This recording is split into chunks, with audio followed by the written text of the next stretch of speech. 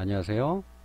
사실 제가 이 영상을 제작하겠다고 마음먹었던 것은 좋은 보험을 잘 유지하고 계시던 분이 갑자기 해약을 하시겠다고 하시는 것 중에서 돈이 없다는 이유가 있어요. 근데 그 이유 중에서도 해약 환급금을 찾아서 지금 급하게 어디다 써야 된다는 것을 제외하고는 납입에 대한 곤란, 또 정보의 왜곡으로 인해 순간 판단이 흐려져서 해약을 하시는 경우를 막아보고자 하는 마음에서였습니다.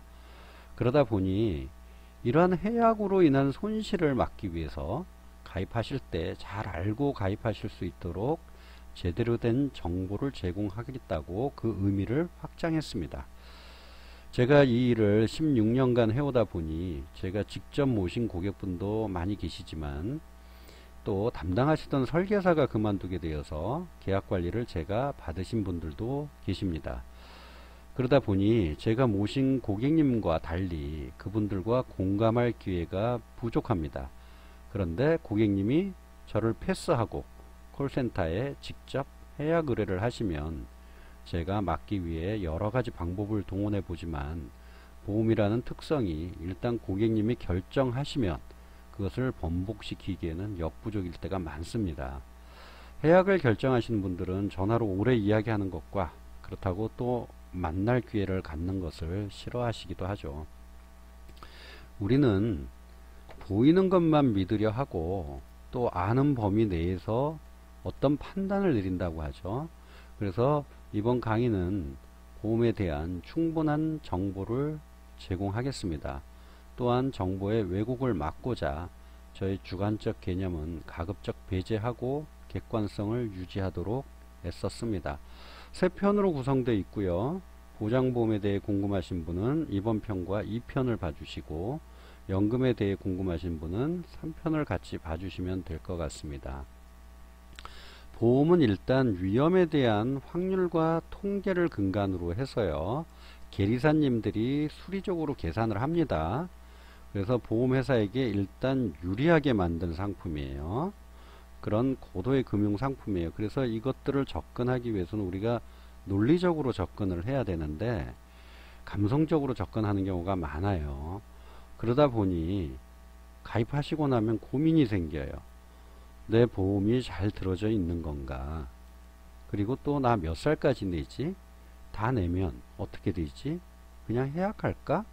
이런 고민들을 갖고 계세요. 자, 두 가지 측면을 봐야 돼요. 내 보험이 잘 들어져 있는 거야? 보장적 측면이에요.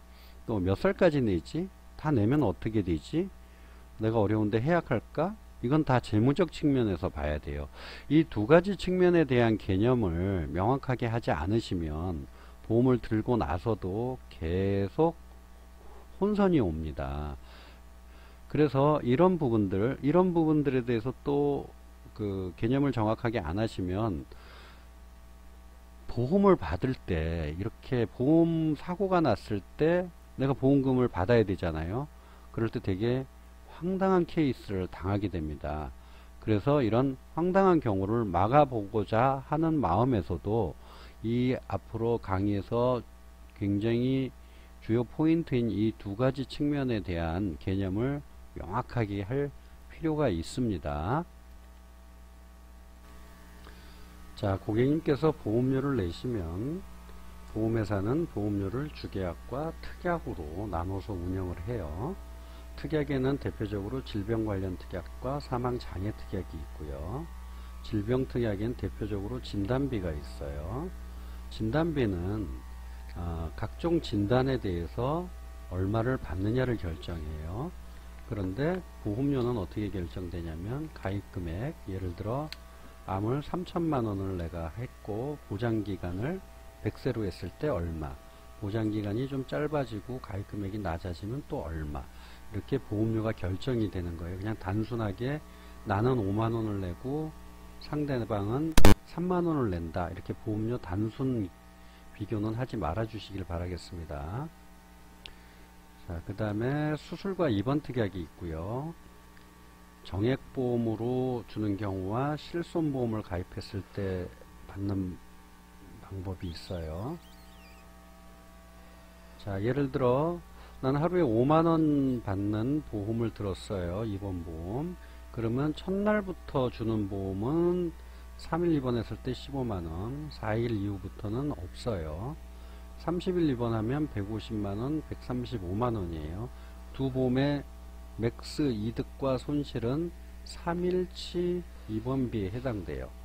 모든 조건, 특히 보험료가 같다면 이 보험이 좋은 보험인데 보험회사는 그렇게 책정하지 않아요. 이 보험료가 비쌉니다. 그래서 결정하실 때 보험료 대비 맥스 이익과 손실을 따져보고 결정하시면 되겠습니다. 그 다음에 수술을 할 경우는 수술특약에서 차등 지급을 하는데요. 2008년도 보험의 경우는 1종, 2종, 3종으로 나눴고요. 최근의 보험에서는 1종부터 5종까지 좀 세분화했어요. 가장 큰 차이점은 경미한 수술에 지급되는 보험금이 많고 최근 보험은 경미한 건 적고 중증 수술에서는 많고 여기가 적습니다. 그래서 이 보험은 비교해 보시고요. 그렇다고 이 보험을 들 수는 없어요. 그래서 이 보험을 드셔야 되는데 과거에 들은 보험은 보험료가 굉장히 저렴해요. 그래서 가급적 이 보험들은 해약하지 마시고 이 보험들을 좀 추가하시는 경향으로 가시는 것이 좋습니다. 이렇게 어떤 보험 사고에 대해서 확정인 돈을 주는 보험과 달리 실손보험은 실제 본인이 부담한 금액의 몇 퍼센트를 주는 걸로 나뉘어요. 만약에 내가 수술을 받았는데 1종 수술이에요. 그래서 40만원을 받았는데 실질적으로 내가 병원비에 낸 거는 뭐 20만원이라고 그래봐요. 그러면 그때는 실비에서는 29, 18만원을 받고 여기서는 40만원을 받았으니까 확정보험이 유리하고요. 만약에 수술도 안하고 아무것도 안하고 MRI 찍고 그래서 실제 손해액, 그러니까 내가 90만원 100만원을 병원에 냈다고 그러면 실손보험에서는 90만원을 주기 때문에 이때는 실손보험이 좋습니다. 그래서 보장적 측면에서 보면 유불리가 그때 케이스에 따라 좀 달라집니다. 자, 이렇게 보면 질병특약은 이제 끝났어요.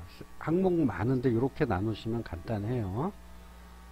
자, 그 다음에 사망장애특약, 정기특약이라고 있어요. 이것은 좀 어려운 개념인 것 같지만 쉽게 생각하면 사망보험금하고 같은 의미예요. 주계약에. 자, 모든 경우에 같아요. 그런데 기간을 정해놨다고 해서 정기특약이에요. 그래서 기간이 정해져 있고 해약환급금을 쌓지 않아요. 요즘은 요 쌓는 정기보험도 생기긴 했습니다. 자, 사망을 하시면 사망보험금이 나온다는 건 누구나 알고 계세요. 근데 사망 전에 보험금을 받을 수 있다는 걸 의외로 많은 분들이 모르고 계세요. 어떤 경우에 받는지 한번 볼까요? 자, 고도장애 여명급부 실버 너싱 케어예요. 고도장애는 말 그대로 장애 상태가 80% 이상인 경우에요. 대표적인 걸로 하반신 마비가 있고요. 실명이 있어요. 그리고 뇌출혈 진단받은 후 장기 혼수 상태 이렇게 들어가면 우리 고도장애라고 합니다. 그때 보험금 받을 수 있습니다. 그 다음에 여명급부가 있어요. 굉장히 중요한 특약인데 내가 예를 들어 췌장암에 걸렸는데 의사가 6개월밖에 못 산대요. 그러면 우리가 사망 판단을 내리고요. 주계약 보험금의 50%를 드리는 특약이에요. 그걸 우리는 여명급부 특약이라고 그러고요. 그 다음에 이제 노후생활을 보내시다가 원인은 모르겠는데 스스로 이동을 할 수 없는 장애 상태가 되었어요. 원인은 따지지 않습니다. 자, 내 상태가 혼자 이동할 수 없어서 항상 간호가 필요한 상태예요. 그때가 되면 자, 사망보험금이 이만큼 있는데 10%씩 나눠드릴까요? 20%씩 나눠드릴까요? 이렇게 이제 보험회사가 제시를 하고 그 중에 하나를 선택하시면 돼요. 자, 이런 특약은 제도성 특약이라고 해서 보험료를 별도로 받지는 않습니다. 보험회사가. 그래서 요 특약들은 주계약 안에 포함되어 있으니까 잘 아시고 내 보험이 사망 전에도 이렇게 그 위급한 상태에서는 지급을 받을 수 있구나. 꼭 기억해 두시기 바라겠습니다.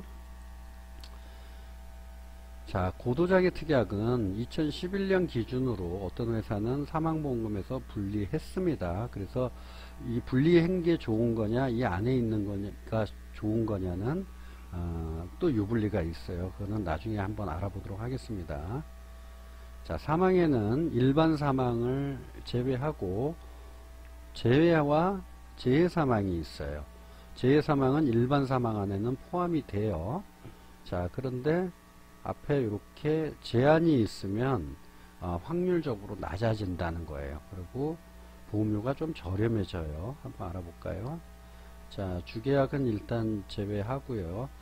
일반 사망보험금으로 63,000원을 내야 되는데 재해사망으로는 같은 금액 보장받기 위해서 6,000원만 내면 돼요. 그냥 러프하게 생각하셔서 이건 발생 확률이 얘의 10분의 1밖에 안 되는구나. 그래서 얘는 보험료를 많이 받는구나. 이렇게 생각하시면 개념 정립이 좀 쉬울 것 같습니다. 자, 그래서 보험에 보면 이런 거예요. 질병특약, 장애특약, 사망특약, 그리고 주계약. 모든 보험은 이렇게 나눠 놓으면 아주 분리도 쉽고 개념 정립하는데 도움이 됩니다. 자, 그러면 나는 이런 특약 및 주보험을 왜 들어야 되지? 하는 고민이 생기죠. 그래서 그걸 왜 들어야 되는지, 보험 설계사들이 왜 이걸 자꾸 얘기하는지 한번 알아봅시다. 나라는 사람이 있고요. 나는 내 울타리를 치고 직장인은 사업해서 돈을 벌어 드립니다. 그런데 나한테는 사랑하는 가족이 있잖아요. 부모님도 계시고요. 그래서 그 사람들을 위해서 돈을 이렇게 흘려 보내줘서 생명수를 채워서 이분들이 잘 살 수 있도록 하는 거죠. 그런데 내 몸에 균열이 생겼어요. 그래서 돈이 원치 않는 곳으로 빠져나가요. 그래서 이건 좀 안 되겠다. 그래서 보험회사에 특약보험료를 내고 이런 경우에 이 통을 좀 막아주세요. 이렇게 요청을 했습니다. 이게 흔히 말하는 여기 질병에 관련된 특약들이에요. 그리고 약간의 재해 상태. 그런데 이 케이스만 있는 건 아니잖아요. 자, 이제 이 통이 깨졌어요. 완전히. 이 경우가 되는 경우는 두 가지예요. 사망하시거나 고도장애 상태가 되거나. 자, 이렇게 되면 문제가 발생을 하죠. 이쪽으로 돈을 흘려줄 수도 없을 뿐더러 만약에 사망하지 않았다면 이제 더 큰일이죠. 가족들로부터 돈을 받아서 내 연명치료를 해야 되는 케이스가 생기잖아요. 이 경우가 경제적인 부분에서 어떻게 되나 볼까요? 본인 사망하면 간단해요. 기존 수입은 없고요. 비용 주체는 장례비만 하면 돼요. 근데 중환자랑 여명급부 상태가 되면 여기에 플러스 돼서 뭐가 있죠? 이거죠. 막대한 의료비 추가 지출이 있어요. 이렇게 되면 남은 분들이 굉장히 고생하십니다. 자, 이거를 그냥 경제적인 부분에서만 놓고 보고요. 두 분 다 보험을 들었어요. 그러면 보험금이 나오겠죠.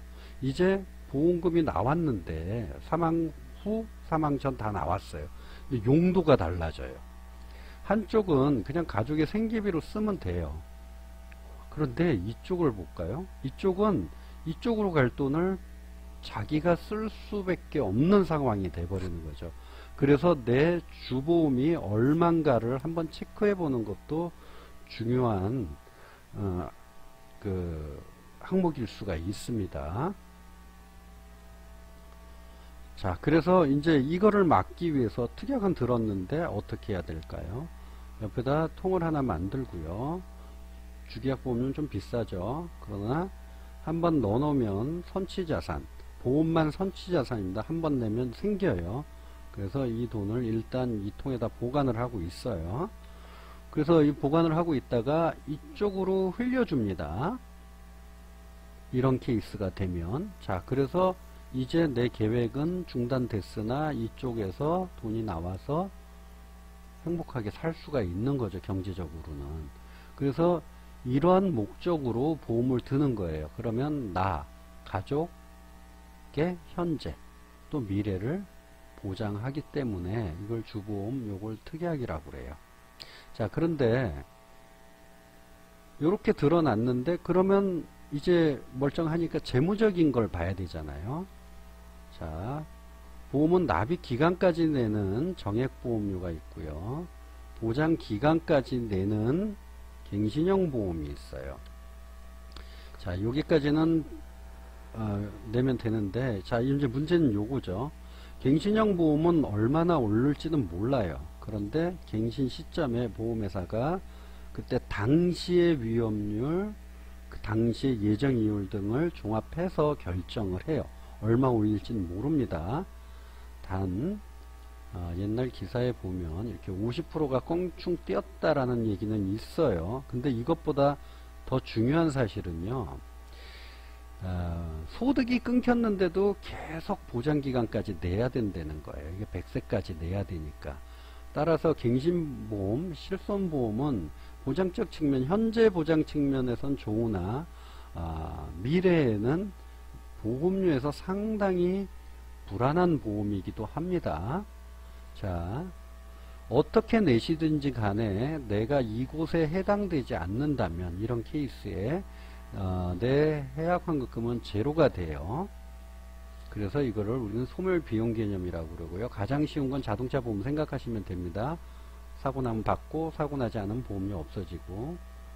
자, 이에 반해서 주계약은 어떻게 되냐면 한 번 내시면 사망보험금 생깁니다. 선취자산으로. 그리고 계속 내시면 해약환급금이 초기에는 원금보다 적다가 증가해서 사망보험금까지 가요. 그래서 요 개념 때문에 뭐가 생기냐면 연금 전환이 생기고요. 이 사망보험금 때문에 뭐가 생기냐면 간병연금, 간병특약이 생겨요. 아까 실버 널싱케어 특약 같은 것들이요. 기준이 요 기준으로 주고 요 기준으로 줍니다. 자, 그리고 내시다가 어려우면 중도 인출, 해약 환급금 형태로 쓸 수 있습니다. 자, 그래서 이걸 우린 적립 자산 개념이라고 그래요. 그런데 물가 상승률을 고려하신 분들이 이런 얘기 하죠. 나중에 1억짜리 들어봐야 얼마 안 돼. 그래서 사망공을 이렇게 올리고 싶은 분들이 생겨요. 그런 분들은 변액보험을 들면 됩니다.